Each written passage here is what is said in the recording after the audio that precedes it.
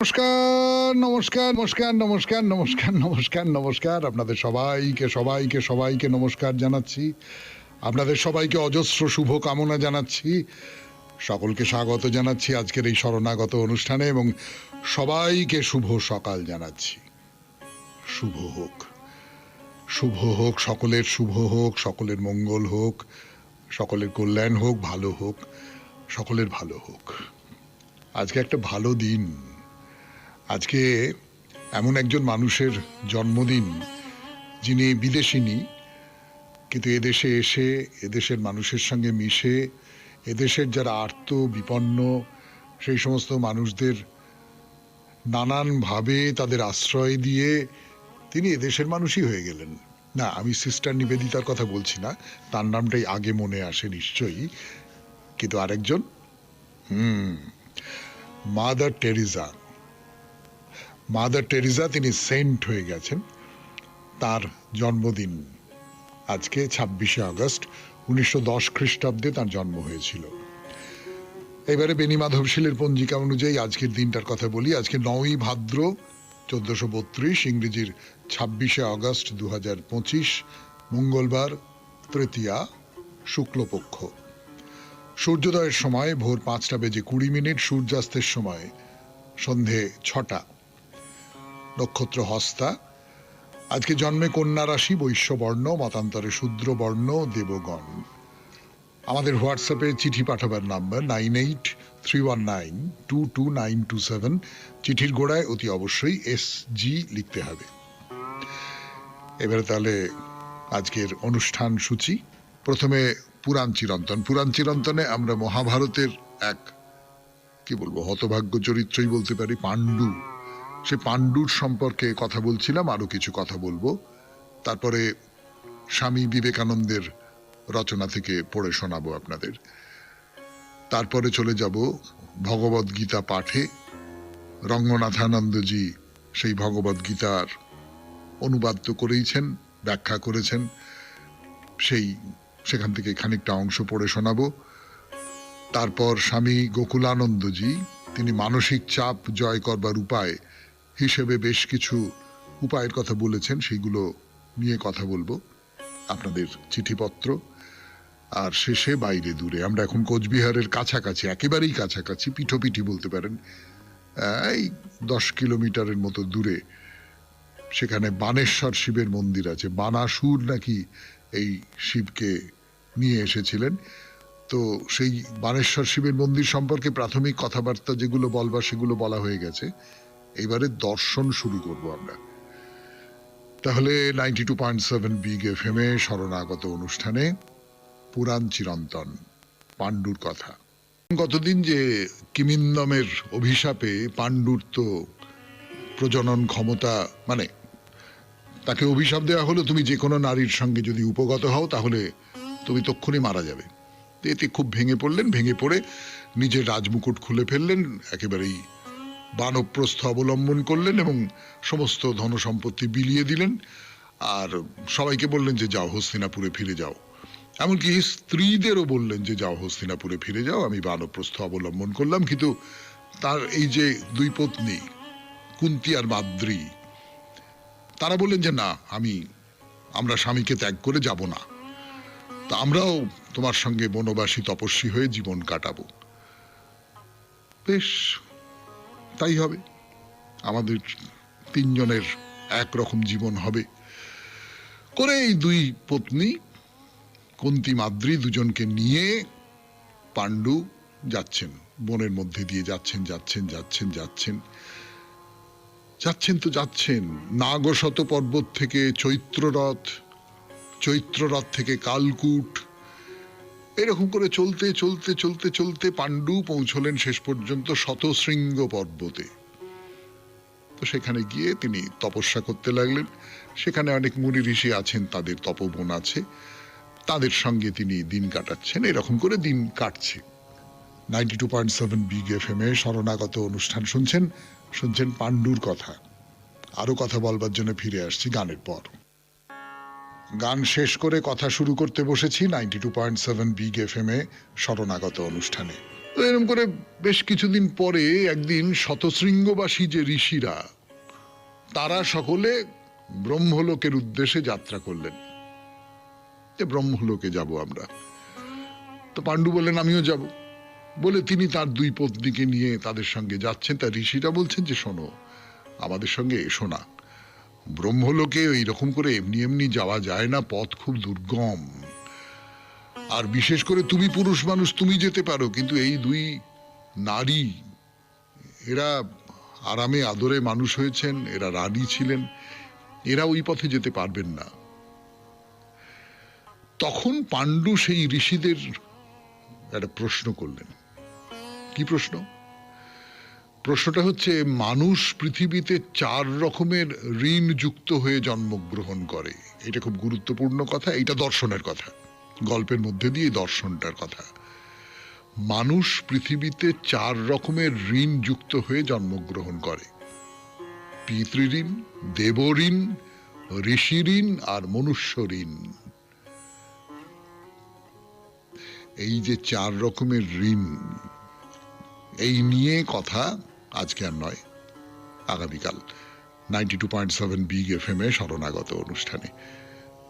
আপাতত গান, গানের পর স্বামী বিবেকানন্দের রচনা থেকে পাঠ। শেষ করে ফিরে এলো আপনাদের সৌমিত্র বসু 92.7 বিগ এফএম এ শরণাগত অনুষ্ঠানে। স্বামী বিবেকানন্দের যে প্রবন্ধটি পড়ে শোনাচ্ছি, আত্মা কি অমর, যতটা পড়েছিলাম তারপর থেকে পড়ি। এখন এই অদ্ভুত ব্যাপারের অর্থ বুঝিবার পূর্বে একটি বিষয় অবহিত হওয়া প্রয়োজন। সমগ্র জগৎ এই একটি তথ্যের উপর প্রতিষ্ঠিত: বহির্জগতের সত্তা অপরিহার্য রূপে অন্তর্জগতের সত্তার সহিত বিজড়িত। এই উভয় সত্তার কোনো একটিকে বাদ দিয়া এবং অপরটিকে স্বীকার করিয়া জগৎ সম্বন্ধে যে কোনো মতবাদ গড়িয়া তুলিলে উহা আপাতত যতই বিশ্বাসযোগ্য মনে হউক, ওই মতবাদের স্রষ্টা নিজেই দেখিতে পাইবেন অন্তর্জগৎ ও বহির্জগৎ এই উভয় জগতের স্থায়িত্বকে যদি প্রেরণা শক্তির অন্যতম কারণ রূপে স্বীকার করা না হয়, তবে তাহার সকল্পিত প্রক্রিয়া অবলম্বনে একটিও সচেতন ক্রিয়া সম্ভব নয়। যদিও ইহা সম্পূর্ণ সত্য যে যখন মানব মন আপন সীমাবদ্ধ ভাব অতিক্রম করে, তখন সে দেখে দ্বৈত জগৎ এক অখণ্ড একত্বে পরিণত হইয়া গিয়াছে, তথাপি ওই নিরপেক্ষ সত্তাকে তখনও ইহজগতের দৃষ্টিতে দেখা হয় এবং সমগ্র দৃশ্য জগৎ অর্থাৎ আমাদের পরিচিত এই জগৎ জ্ঞাতার জ্ঞেয় বিষয়মাত্র রূপেই জ্ঞাত হয় ও জ্ঞাত হইতে পারে। সুতরাং এই জ্ঞাতার ধ্বংস কল্পনা করিতে পারার পূর্বে আমাদিগকে বাধ্য হইয়া জ্ঞেয় বিষয়ের ধ্বংস কল্পনা করিতে হইবে। এ পর্যন্ত তো খুবই সহজ, ইহার পর ব্যাপারটি কঠিন হইয়া পড়িতেছে।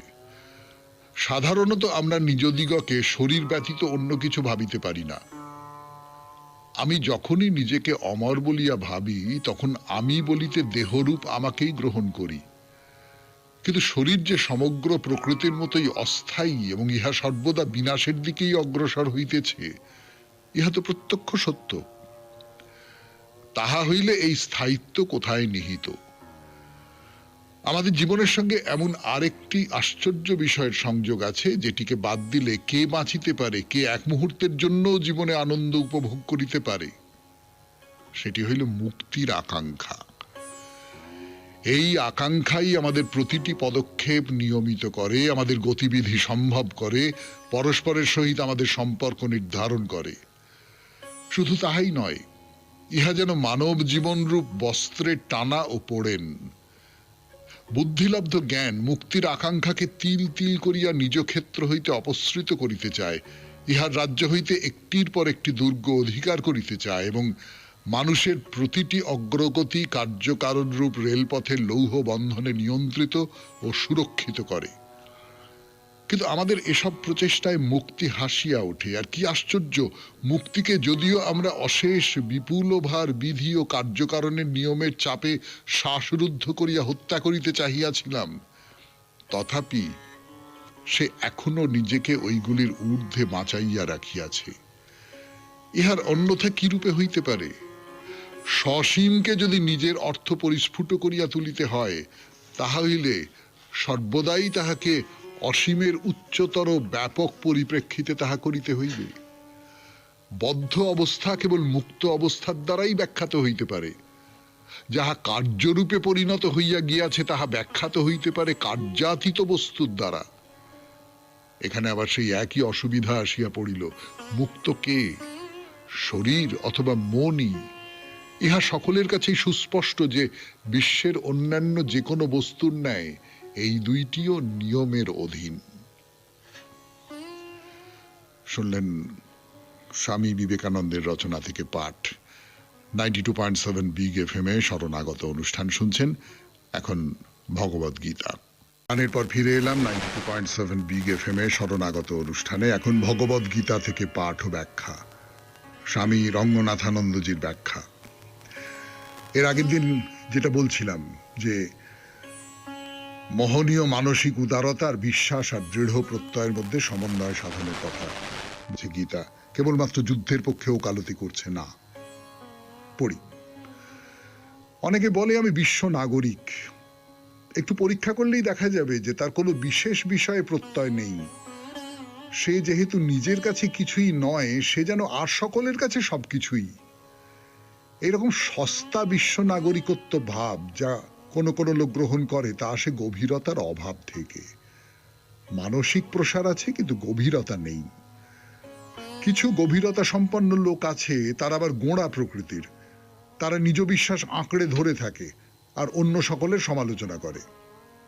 সেরকম গভীরতা তোমরা দেখেছ। কিন্তু স্বামীজি বলেছেন বেদান্ত চায় গভীরতার সঙ্গে বিস্তার, উদার দৃষ্টিভঙ্গি ও দৃঢ় বিশ্বাসের সহাবস্থান। এ দুয়ের সমন্বয়েই উৎকৃষ্ট চরিত্র গড়ে ওঠে। আমাদের হতে হবে সমুদ্রের মতো গভীর আর আকাশের মতো বিস্তৃতি, এই ছিল তার কথা। বেদান্ত চায় সমগ্র জগতের সব লোকের চরিত্র ধীরে ধীরে ওই রকম হয়ে উঠুক। সুতরাং এখানে রয়েছে বৃদ্ধি, উন্নতি ও পূর্ণতা সাধনের এক নিগূঢ় দর্শন। কিন্তু তা তুমি পাবে না যখন তোমার মন অবদমিত, যখন তুমি স্নায়বিক ও মানসিক দিক থেকে পর্যুদস্ত। কিছু স্বাভাবিক অবস্থা ফিরে না এলে এই বাণী তোমার কাছে পৌঁছবে না। তাই শ্রীকৃষ্ণ এই দুটি শ্লোকের মাধ্যমে অর্জুনের ভগ্ন মনে প্রাথমিক প্রলেপ প্রদান করেছেন। প্রলেপের ফল হয়েছিল শ্রীকৃষ্ণ যখন এই কথাগুলি বলছিলেন, অর্জুন কতকটা শক্তি লাভ করেছিল, তার মন কতকটা স্থিতিশীল হয়েছিল। এরপর তিনি আরো কিছুটা সংলগ্নভাবে কথা বলতে পেরেছিলেন। তাই এবার আমরা দেখব অর্জুনের কথায় একটু সংহত ভাব দেখা যাচ্ছে। পূর্বের বিমর্ষতা আর নেই। শ্রীকৃষ্ণ তা দূর করেছিলেন তার শক্তি প্রদায়ী বাণীর মাধ্যমে। একটু শান্ত হয়ে, আরো একটু বিচার বুদ্ধি সম্পন্ন হয়ে তিনি শ্রীকৃষ্ণের প্রেরণাদাত্রী কথাগুলির উত্তরে নিজ যুক্তি দেখাচ্ছেন। এই হলো দ্বিতীয় অধ্যায়ের 4 থেকে 9 শ্লোকের বিষয়। এই কথাই কঠোপনিষদের কয়েকটি তেজোদ্দীপ্ত কথায় বলা হয়েছে। উত্তিষ্ঠত জাগ্রত প্রাপ্য বরান নিবোধত। ওঠো, জাগো, লক্ষ্যে না পৌঁছানো পর্যন্ত আর থেমো না। স্বামী বিবেকানন্দের সাবলীল অনুবাদে যেমন আছে। কি সুন্দর ভাব! আমাদের মানব জীবন এগিয়ে চলেছে। স্রোতস্বতী নদীর জল পরিষ্কার ও শুদ্ধ, আবদ্ধ জলাশয়ই রোগাদি নানা কষ্টের উৎপত্তি স্থল। আবদ্ধ জীবন, আবদ্ধ মনও তেমন। অর্জুন এখন তার হৃদয়াবেগ ও ভাবপ্রবণতাকে সংযত করতে পারছে। শুনছেন ভগবদ গীতা থেকে পাঠ, 92.7 বিগ এফএম-এ শরণাগত অনুষ্ঠানে। আরো পাঠ করবার জন্য ফিরে আসছে আপনাদের সৌমিত্র বসু। ফিরে এলাম। ভগবদ গীতার ব্যাখ্যা করেছেন স্বামী রঙ্গনাথানন্দজি। আমরা দেখি তিনি কি বলছেন। যে এই যে অর্জুন নিজেকে সংযত করতে পারলেন, এই হলো মানবিক বিকাশের সূচনা। পশু তার আবেগকে সংযত করতে পারে না। কিছু আবেগ এলেই তারা তা স্বয়ংক্রিয় যন্ত্রচালিতবৎ কাজে প্রকাশ করে ফেলে। কিন্তু মানব হৃদয়ের আবেগকে সংযত করতে পারে। তারপর পরিবেশ বুঝতে চেষ্টা করে এবং তার উপরে অবস্থা অনুযায়ী নিজেকে খাপ খাইয়ে নিতে পারে। তাই আবেগকে সংযত করাই চিন্তনের প্রথম ধাপ, তারপর কার্যকর প্রস্তুতি গ্রহণ করা। যখনই তোমার গভীর হৃদয়াবেগ আসে, তখনই দেখা যায় যে তোমার মন যেন মেঘাচ্ছন্ন, তোমার অনুভূতি একটু স্থির প্রশান্ত হলেই স্বচ্ছ চিন্তার উদয় হয়। এই হলো স্নায়ুতন্ত্রের নির্দেশ। পশুরা তাদের হৃদয়াবেগকে নিয়ন্ত্রণ করতে পারে না। পরিবেশ নিয়ন্ত্রণের প্রথম ধাপ হলো স্বীয় হৃদয়াবেগকে নিয়ন্ত্রণে আনা। কিছু দেখা গেল অমনি তার উপর ঝাঁপিয়ে পড়লে বা তার থেকে দূরে পালালে। কিন্তু একমাত্র মানুষই পারে নিজ হৃদয়াবেগকে নিয়ন্ত্রণে রেখে ভালো করে দেখে বিচার করে চিন্তা করে কার্যের পরিণতির কথা মনে মনে পর্যালোচনা করে তবে কাজের মধ্যে নিজেকে প্রকাশ করতে। এইভাবেই মানুষ পরিবেশকে নিয়ন্ত্রণে রাখে, পশুরা যা পারে না। শিম্পাঞ্জিরাও মানুষের এই সামর্থ্যের আংশিক অধিকারীও হতে পারে না। স্নায়ুবিদ গ্রে ওয়াল্টার তার দ্য লিভিং ব্রেইন গ্রন্থে এই কথাই বলেছেন। তাই অর্জুন এখন আরো বেশি মানসিক সাম্যে প্রতিষ্ঠিত হয়েছেন। পরে দ্বিতীয় অধ্যায়ের মাঝামাঝি শ্রীকৃষ্ণ যখন তার জীবন দর্শনের ব্যাখ্যা শুরু করবেন, তখন বলবেন এই সুষম মন, সুসমঞ্জস মন অবশ্যই চাই। কথাটি হলো সমত্ব। আবেগ অনুভূতিগুলিকে অন্তরে রাখো, একটু শান্ত হতে দাও, তখন তোমার দৃষ্টি স্বচ্ছ হবে। নতুবা ধুলোর ঝড়ে দিল্লিতে জীবনযাত্রার যে অবস্থা হয় তাই হবে। লোকে নাম দেয় আঁধি, কিছু দেখা যায় না, ধুলায় আকাশ একেবারে ভর্তি হয়ে যায়।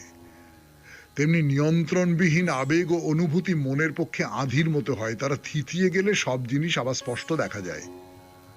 তাই আবেগের উচ্ছ্বাসে, অনুভূতির উচ্ছ্বাসে কিছু করবে না, কিছু বলবে না। এ সময় কিছু করলে তা ঠিক হবে না। চিন্তার সাহায্যে অনুভূতিকে সংযত করতে হয়। কোনো বিষয়ে উদ্যোগ নেবার পূর্বে বিষয়টি পর্যালোচনা দরকার। শ্রীরামকৃষ্ণ শিষ্য স্বামী ব্রহ্মানন্দ যেমন ভক্তদের বলতেন, যখন কাউকে তার চিঠির উত্তরে কড়া কথায় চিঠি দেবে, চিঠিখানি 2-1 দিন বালিশের তলায় রেখে দাও, পরে পাঠিও। তুমি নিজেই তখন চিঠিটা পাল্টে দেবে। সে সময় তোমার মনের মধ্যে আগুন জ্বলছিল, এখন তা আস্তে আস্তে নিভে এসেছে। চিঠিখানা আগে ডাকে দিলে তোমারই অনুশোচনা হবে যে এটা আমি কি করে ফেলেছি, গোটা ব্যাপারটাই পণ্ড হয়ে গেছে। মানুষের সে সামর্থ্য রয়েছে, তুমি তা কাজে না লাগালে তোমার জন্তুর মতো ব্যবহার করা হলো। মানুষকে আমরা চিন্তাশীল পশু বলি, কিন্তু তার চিন্তাটুকু সরিয়ে নিলে সে পশু বই, অন্য কিছু নয়। তাই অর্জুনের ভাব এখন অনেকটা সংযত। ওষুধে কাজ হয়েছে, তিনি এখন শান্ত হয়ে সংযত মনে সুসংবদ্ধভাবে কথা বলছেন। শুনলেন ভগবদ গীতা পাঠ ব্যাখ্যা 92.7 বিগ FM এ শরণাগত অনুষ্ঠানে। গানের পর স্বামী গোকুলানন্দজি। এবার স্বামী গোকুলানন্দজির লেখা থেকে পড়ে শোনাবো। শিরোনাম, চাই নিয়মিত অভ্যাস। মনকে সংযত করতে নিয়মিত অভ্যাস চাই।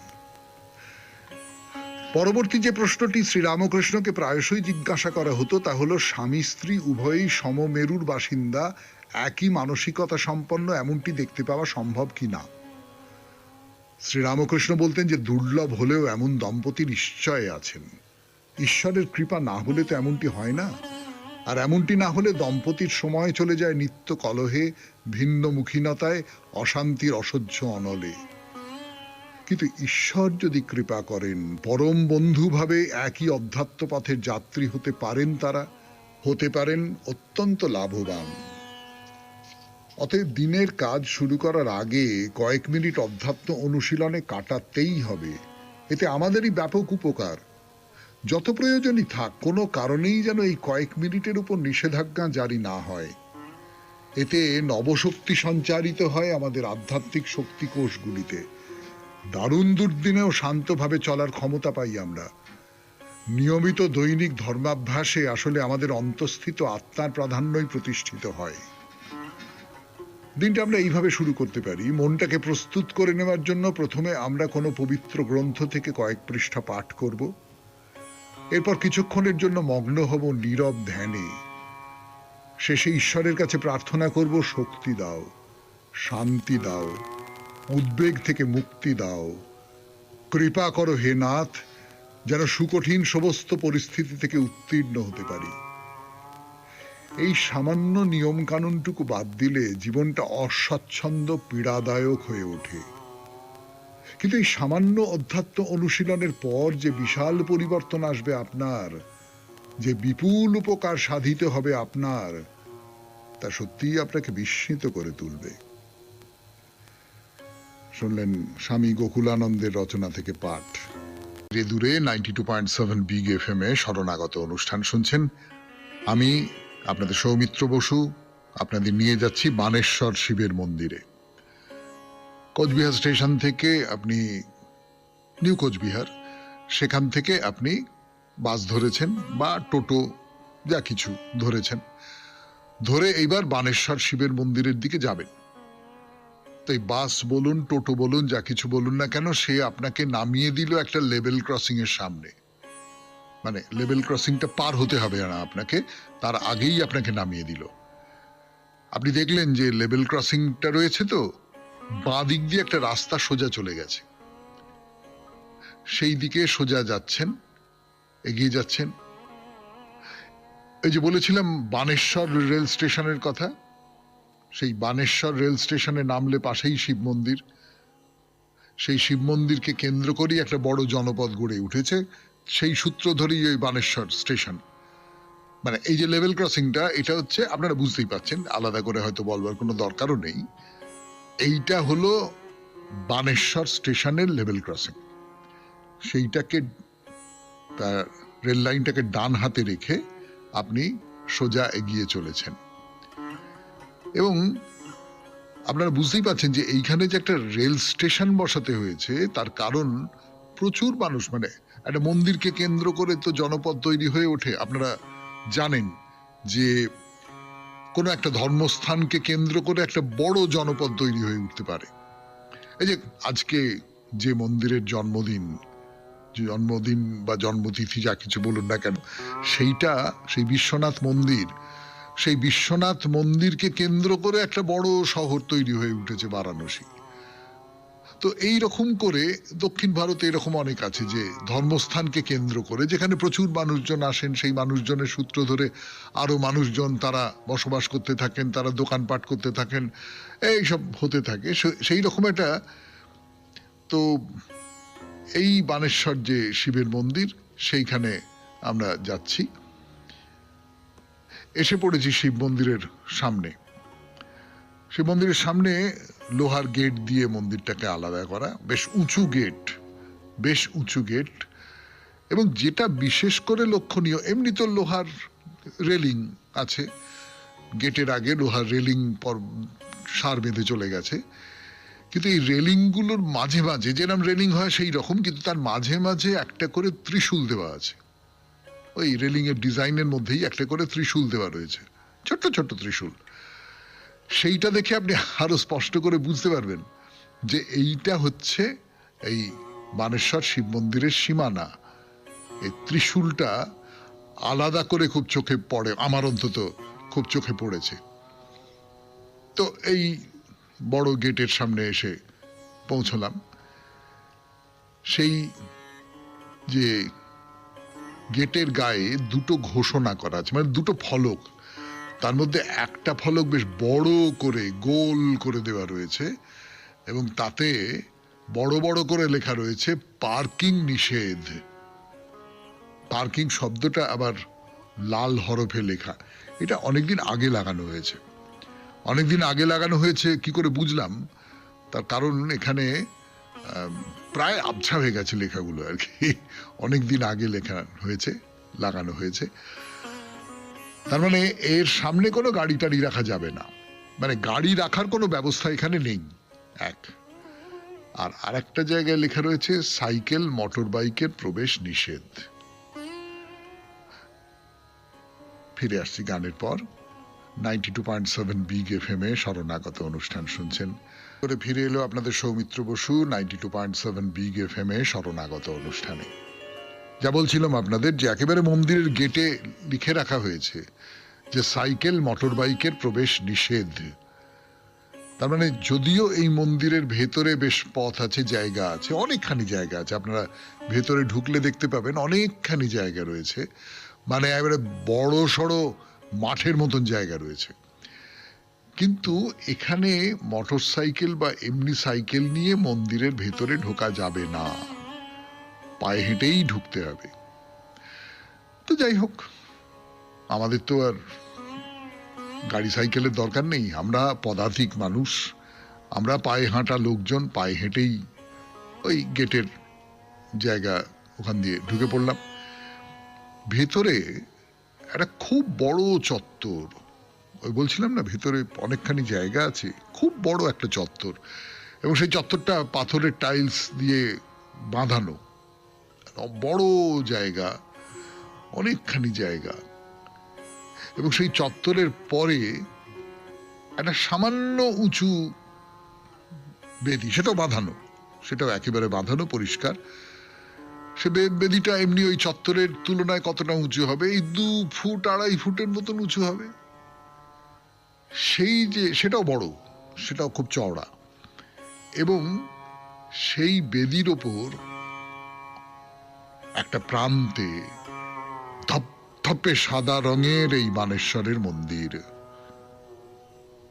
মন্দিরের কথা এর আগে আপনাদের বলেছি, কিন্তু সামনাসামনি দেখে যে কথাটা বলতে ইচ্ছে করে সেইটা বলি।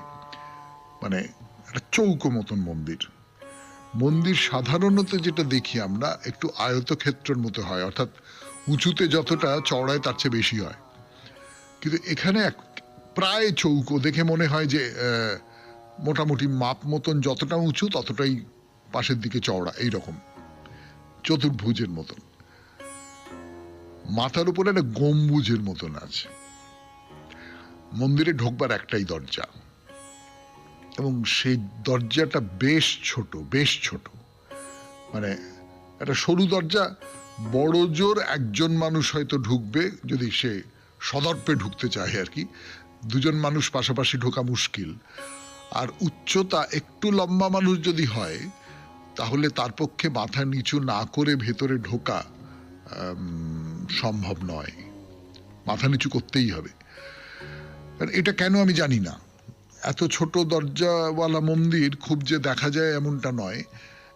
একটা কারণের কথা আমার মনে হচ্ছে, যে তুমি দেবতার কাছে যখন প্রবেশ করছো তখন তোমাকে মাথা নিচু করে প্রবেশ করতে হবে, তখন তুমি একেবারে উদ্ধত ভঙ্গিতে মন্দিরের মধ্যে প্রবেশ করছো, এইটা হবে না। এই ধরনের কোনো একটা মনোভাব থেকে এই মন্দিরের দরজা ওই রকম নিচু এবং ছোট করে করা হয়েছে কিনা সেইটা আমি বলতে পারবো না। আজকের মতো শেষ করি এই শরণাগত অনুষ্ঠান, আজকের শরণাগত অনুষ্ঠান 92.7 বিগ FM এ। আমাদের হোয়াটসঅ্যাপে চিঠি পাঠাবার নাম্বার 9831922927। চিঠির গোড়ায় অতি অবশ্যই SG লিখতে হবে। এবার তাহলে কবিতা, রবীন্দ্রনাথের কবিতা। প্রতিদিনও আমি হে জীবন স্বামী দাঁড়াবো তোমারই সম্মুখে, করি জোড় কর হে ভুবনেশ্বর দাঁড়াবো তোমারই সম্মুখে। তোমার অপার আকাশের তলে বিজনে বিরলে হে, নম্র হৃদয়ে নয়নের জলে দাঁড়াবো তোমারই সম্মুখে। তোমার বিচিত্র এ ভব সংসারে কর্ম পারাবারও পারে হে, নিখিল জগত জনেরও মাঝারে দাঁড়াবো তোমারই সম্মুখে। তোমার এ ভবে মোর কাজ যবে সমাপন হবে হে, হোগো রাজ রাজ একাকী নীরবে দাঁড়াবো তোমারই সম্মুখে। নৈবেদ্যর কবিতা। সবাই খুব ভালো থাকবেন, আনন্দে থাকবেন। নমস্কার। ফিরে এলাম গানের পর 92.7 বিগ FM এ শরণাগত অনুষ্ঠানে। এবার চিঠি। রিনা চিঠি লিখেছেন দক্ষিণেশ্বর থেকে। বিষয়, যে বিষয় নিয়ে প্রচুর প্রচুর প্রচুর চিঠি এসেছে, সেই একই বিষয়, রামায়ণের প্রিয় চরিত্র।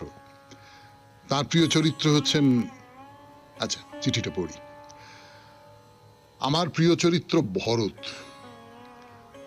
রাজা দশরথের আদেশ ও কৈকেয়ীর ইচ্ছার মর্যাদা দেবার জন্য পুরুষোত্তম রামচন্দ্র 14 বছরের জন্য বনবাসে গেলেন। ভরত ও শত্রুঘ্ন তখন মামা বাড়ি, তারা কিছু জানেন না। পিতৃবিয়োগের পর রাজ সিংহাসন শূন্য। ভরতকে অযোধ্যায় ফিরিয়ে আনতে গেলেন।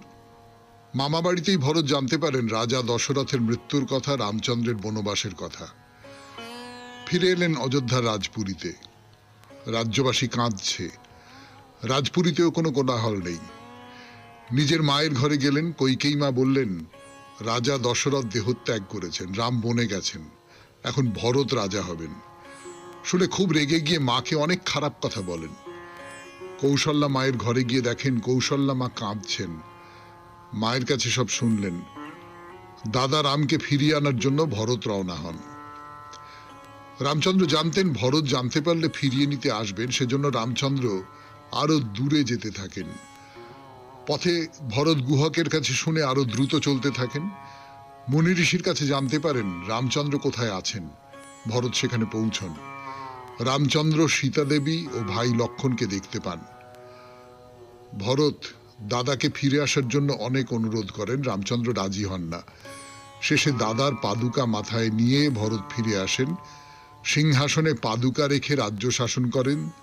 14 বছর পর দাদা রামচন্দ্র ফিরে এলে তাকে রাজ্যভার সমর্পণ করেন। ভরত শ্রেষ্ঠ, তা না হলে দাদার অনুপস্থিতিতে নিজেই রাজা হয়ে বসতেন। দাদা ফিরলেও সিংহাসন দিতেন না।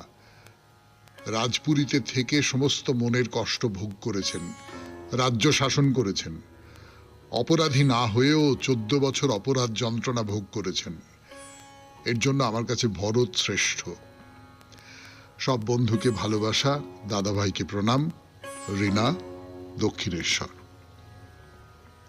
খুব সোজা সাপটা চিঠি। এটা বললাম এই কারণে যে রীনা সাধারণত খুব চমৎকার কবিতার মতন করে সম্বোধন করেন বা কবিতার মতন করে একটা আবহ নির্মাণ করেন চিঠির। আজ কিন্তু সেসব কিচ্ছু করেননি। সেটা খুব অদ্ভুত লাগলো আমার। আসলে আপনাদের চিঠি পেতে পেতে তো এক একজনের ধরন চেনা হয়ে যায়। তো রীনার ধরনও চেনা হয়ে গিয়েছে। তার থেকে অন্য রকমের একটা চিঠি। এবং ভরতকে আপনি শ্রেষ্ঠ বলেছেন, কোনো সন্দেহ নেই। লোভ জয় করা এবং লক্ষণের ভ্রাতৃপ্রেমের কথা আমরা বলি, কিন্তু ভরতেরও কিছু কম নয়। আপনি ঠিকই বলেছেন। অনেক ধন্যবাদ আপনাকে রীনা। এবারে গানের পর 92.7 বিগ এফএম এ শরণাগত অনুষ্ঠানে বাইরে দূরে। নমস্কার নমস্কার নমস্কার নমস্কার নমস্কার নমস্কার আপনাদের সবাইকে সবাইকে সবাইকে নমস্কার জানাচ্ছি। আপনাদের সবাইকে অজস্র শুভ কামনা জানাচ্ছি।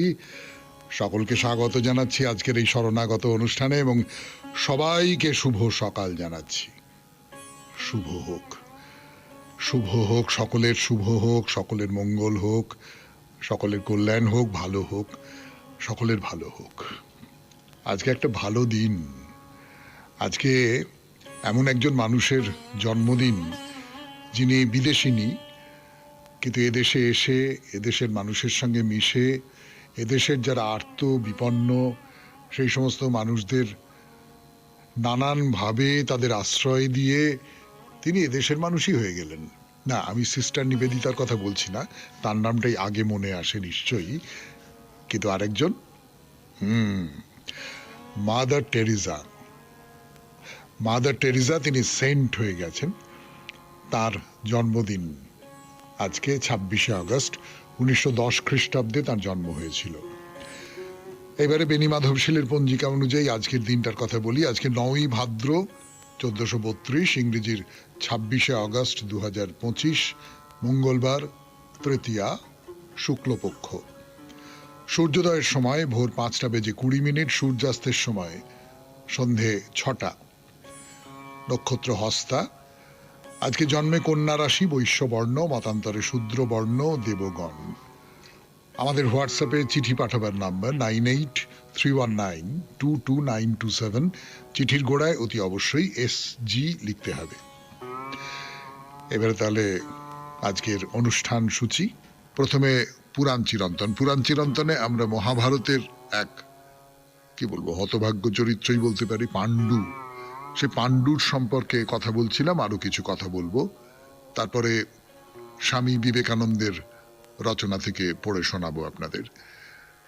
তারপরে চলে যাব